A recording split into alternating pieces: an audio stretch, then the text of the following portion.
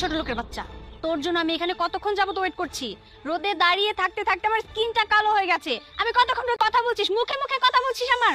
Madam, আপনি আমারে যা মন চাই তাই কর, আমার বাপ মা তুলে একটা কথাও কইবেন না, তাহলে কিন্তু আমি সহ্য।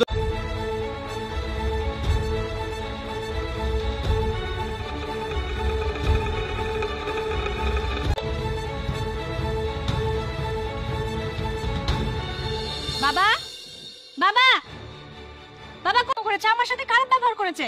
কি বলিস? এই ফকিন্নির বাচ্চা, তোর কত বড় সাহস, তুই আমার মেয়ের সাথে খারাপ ব্যবহার করছিস? ম্যাডাম, আছে যে তুই আমার সাথে ঠিক কি কি করতে পারিস। বাবা তুমি কিছু বলবে না ওকে? তোর কত বড় সাহস! দাঁড়া, মোরসালেন, মোরসালেন, এদিকে আয়। তো আমার সাথে খারাপ ব্যবহার করেছে, কিন্তু তার সাথে সাথে ও আমার গায়ে হাত পর্যন্ত দিয়েছে। ওর উদ্দেশ্য অনেক খারাপ। মোরসালেন, ওরে মার, মারতে মারতে বের কর। আবার একটা কাম করি, আমি থানায় ফোন দেই, থানায় ফোন দিয়া এই ছোট লোকের বাচ্চারা পুলিশে ধরাই। পুলিশে দিয়েন না। আর ম্যাডাম যা কইতেছে সত্য কথা না, একদম মিথ্যা কথা। এই চুপ, আর একটা কথা বলবি না, ওরে পুলিশে দেওয়া যাবে না।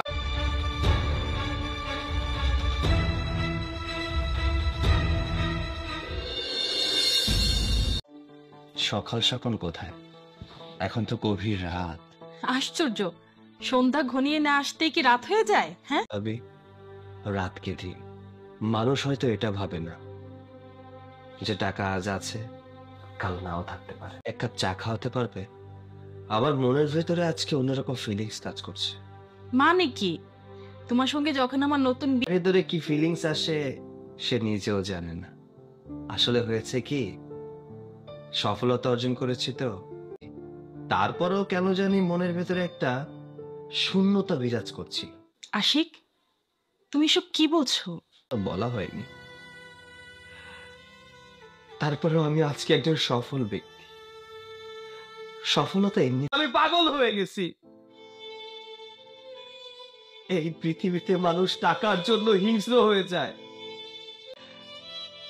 টাকার জন্য মায়ের চিকিৎসা করাতে পারিনি। আমার মা চিরতরে আমার কোটি কোটি টাকার মালিক হয়েছে, আমি শিল্পপতি। আমি, তুমি দেখতে পাচ্ছ যে টাকার জন্য আমি সুসাইড। আশিক, তুমি এভাবে আর কেঁদো না প্লিজ। তুমি এভাবে কান্না করলে আমার অনেক তুমি দেখো আমি মানুষকে কাটাবো। May coming sir? Yes come in. এটা কিন্তু আমার ডেট। কিরে সৈকত, তুই এখানে? তুমি করে নয়, আপনি করে কথা বলতে হয়, তার নাম ধরে নয়, স্যার বলে কথা বলতে হয়। তার জন্য অনেক টাকা লাগবে, আর তাই আমার চাকরিটা খুব দরকার। স্যার প্লিজ চাকরিটা আমাকে দিবেন। আপনার চাকরির প্রয়োজন? দিব, তবে একটা শর্ত আছে। শর্ত? কি শর্ত? আপনি আমার অফিসে চাকরানির কাজ করতে পারেন। বাইরে যাব, তখন জুতা পরিষ্কার করে দেব। কি পারবেন তো? পারবো স্যার।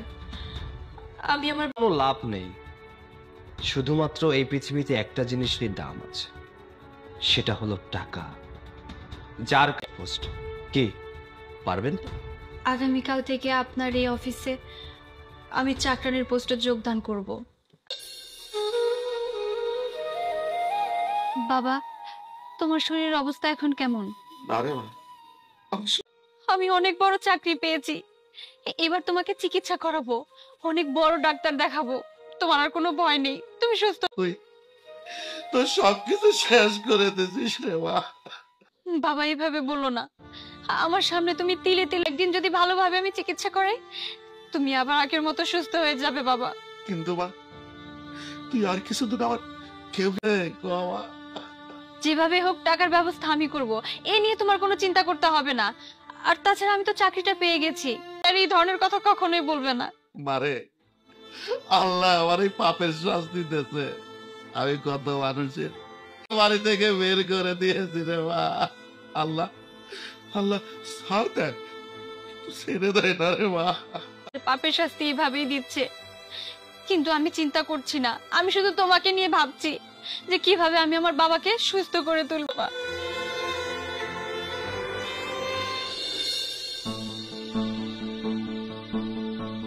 এই আমি নিজেই তো দেখছি। আসলে হাত দিয়ে একটু ময়লা আবর্জনা ছুঁয়েছিলাম তো, তাই ভাবলাম কিন্তু কেন? শিল্পপতি হলেও মাঝে মধ্যে একটু নোংরা আবর্জনা ধরতে হয়, কারণ এই সমাজে অনেক কেমন একটা পরিবর্তন লক্ষ্য করতেছি। তুমি এক এক দিন অফিস থেকে এসে এক এক কথা বলো, এক এক ধরনের আচরণ করো। আসছে কেন আমি? শোনো, কোনো মানুষ চিরদিন এক থাকে না, মানুষ পরিবর্তনশীল। সময়ের সাথে তুমি পরিবর্তন হয়ে গেছো, তারপর যখন তুমি বুঝতে শিখলে তখন তুমি পরিবর্তন হয়ে গেছো। তুমি যখন ম্যাচুরিট হলে, এর জন্যই তো বলে মানুষ পরিবর্তনশীল। ওয়াও, তুমি এত সুন্দর করে কথা বলতে পারো, আমার তো আগে জানাই ছিল না। তুমি দাঁড়াও না।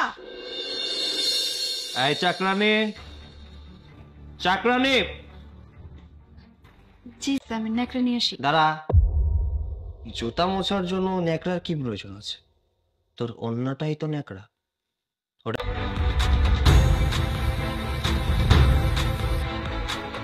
এটা মোছ। দিলাম। মুখে মুখে তর্ক করিস? মোছা হয়নি তাই তো বলছি। এই যা বেরো, আমার চোখের সামনে থেকে যা।